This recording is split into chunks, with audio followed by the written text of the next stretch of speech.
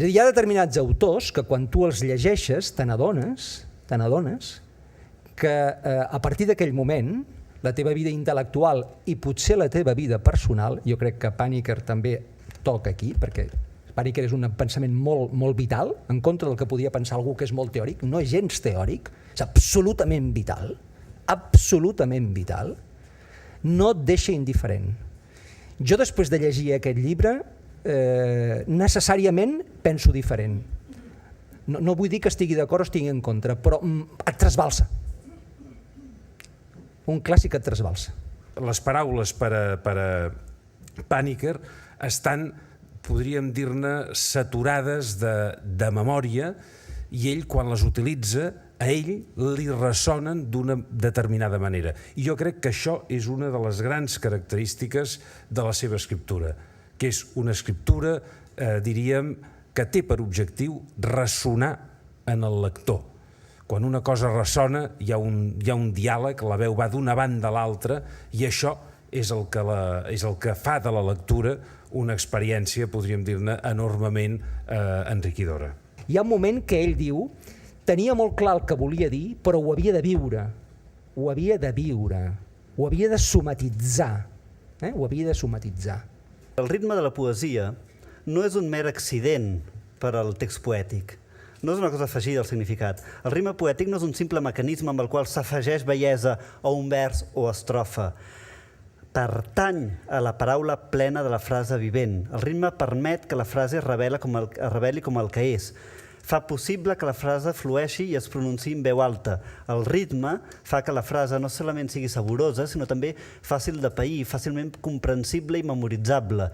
Hi ha un sentit profund en la pràctica, gairebé oblidada, de fer que cada lectura sigui una recitació. I d'aquí el faristol en el despatx de Panikkar. Fa algunes dècades, a les biblioteques índies encara es podia sentir el murmuri dels lectors. Avui són civilitzats i com a màxim se sent el brunzit dels ordinadors.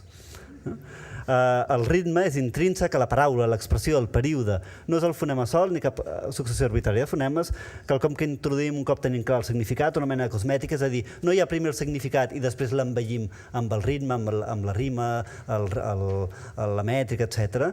Sinó que quan les nostres frases són creacions i el llenguatge és la nostra invenció, descobrim que el ritme pertany a les paraules humanes. Normalment, l'autor queda per damunt d'allò que escriu.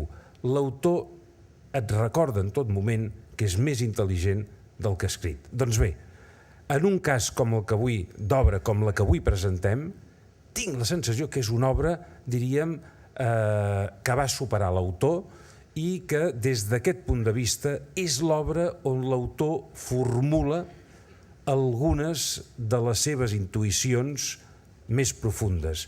Intuïcions que en algun cas no s'està de dir-nos, i això, segons com arriba a ser emocionant, no s'està de dir-nos que ni ell mateix acaba de saber què vol dir. Podem oferir encara una altra metàfora d'un camp diferent, el jazz clàssic.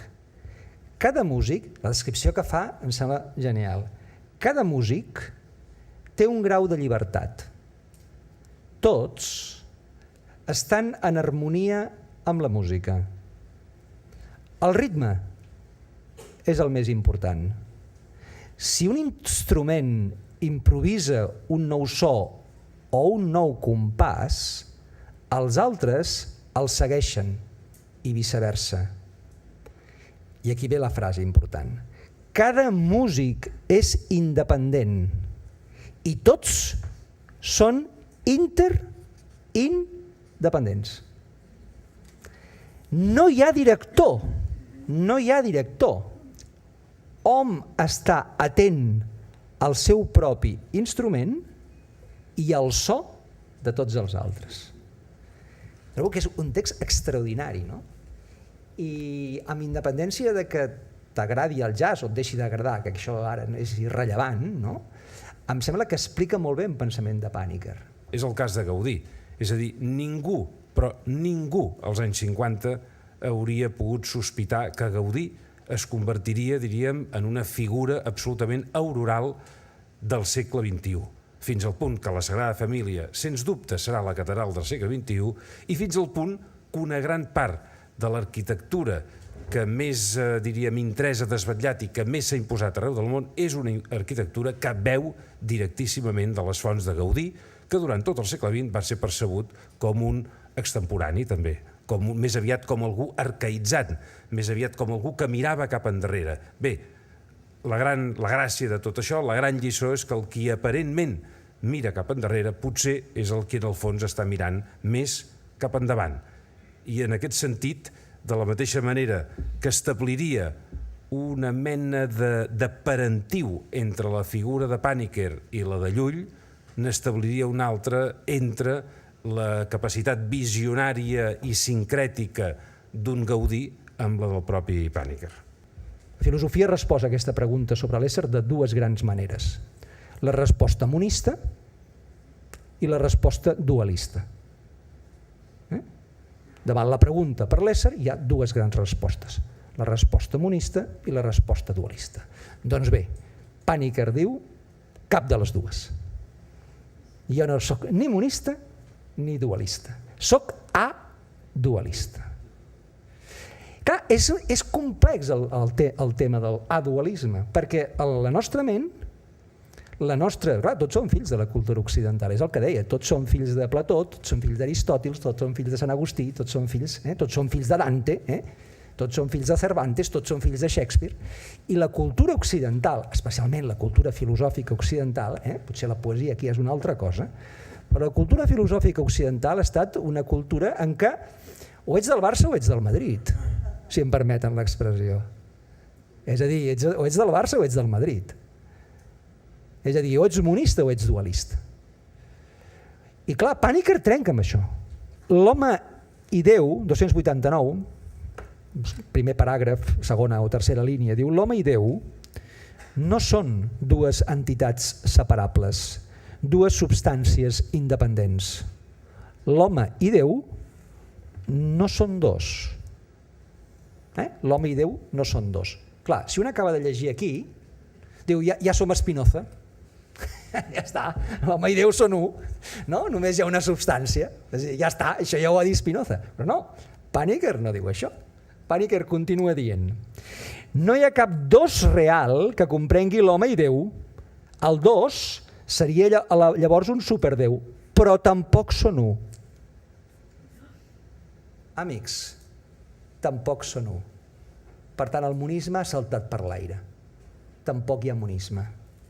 I ara es diu, l'home i Déu no són ni un ni dos. Esclar, aleshores jo dic, bueno, jo ja no entenc res, no? Ja no entenc res. Ja m'ha trastocat l'esquema. Perquè clar, jo he estudiat filosofia i a mi m'han dit que aquí o ets del Barça o ets del Madrid. No, aquest senyor t'introdueix un altre element. No són ni dos ni un, no? Ni dos ni un. Diu, no podem comprendre aquesta afirmació amb la mera raó lògica. És a dir, no hi podem trobar cap sentit racional. Es converteix en una mena de caixa de ressonància de llengües i tradicions i gèneres de tota mena i el joc de correspondències que s'estableix entre la poesia de William Blake i un versicle dels Upanishads i com això acaba ressonant en un pensador del segle XX, em sembla que és una de les grans aportacions de Panikkar, que és això, aquesta capacitat d'engendrar diàleg. De fet, tota la seva obra també podria ser vista com una instigació al diàleg.